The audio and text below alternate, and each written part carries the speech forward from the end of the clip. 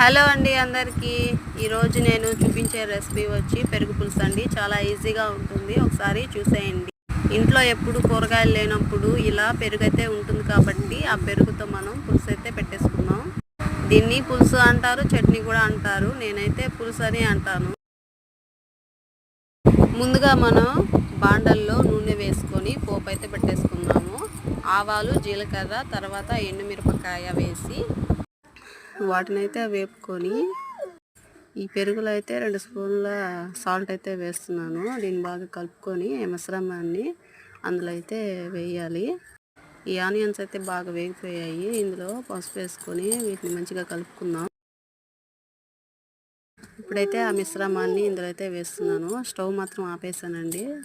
వేడిగా ఉంటే పెరుగు అయితే విరిగిపోతుంది, అందుకని స్టవ్ ఆఫ్ చేసేయాలి. పెరుగునైతే ఇందులో వేసేసాను. దీన్ని మంచిగా కలుపుకుందాం. వేడి వేడి అన్నంలో ఈ పెరుగు పులుసు వేసుకొని తింటే చాలా టేస్టీగా ఉంటుంది. కూరగాయలు లేనప్పుడు ఇలా ఒకసారి ట్రై చేయండి. ప్లీజ్ లైక్ చేసి సబ్స్క్రైబ్ చేసుకోండి. Thank you.